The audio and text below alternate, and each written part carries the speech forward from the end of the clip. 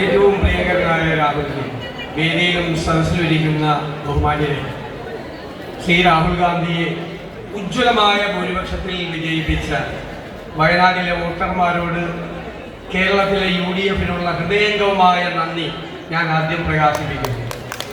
നമുക്കറിയാം, ഇന്ന് രാഹുൽ ഗാന്ധി കേവലം ഒരു വ്യക്തിയല്ല, ഈ രാജ്യത്തെ ജനാധിപത്യ വിശ്വാസികളുടെ സ്വപ്നവും പ്രതീക്ഷയും അവരുടെ ഹൃദയവുമാണ്.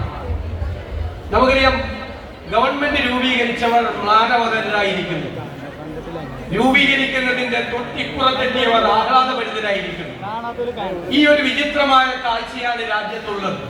അതായത് വിജയത്തിന് തുല്യമായിരുന്നു നമ്മുടെ ഈ നേട്ടം എന്നാണ് രാജ്യം നമ്മളോട് പറയുന്നത്.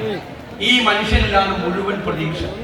ഒരു രാജ്യം മുഴുവൻ ഈ രാജ്യത്തിന്റെ ഭരണഘടന സംരക്ഷിക്കാൻ, ജനാധിപത്യത്തിന്റെയും മതേതരത്വത്തിന്റെയും കാവലാകാൻ ഈ രാജ്യം മുഴുവൻ പ്രതീക്ഷ അർപ്പിച്ചിരിക്കുന്ന ശ്രീ രാഹുൽ ഗാന്ധിക്ക് നിങ്ങളുടെ എല്ലാവരുടെയും പേരിൽ അഭിനന്ദനം അർപ്പിച്ചുകൊണ്ട് ഞാൻ എന്റെ വാക്കുകൾ ചുരുക്കുന്നു. നന്ദി. ഓരോ മലയാളിക്കും അഭിമാനമായി മാറിയ ഇന്ത്യൻ നാഷണൽ കോൺഗ്രസിന്റെ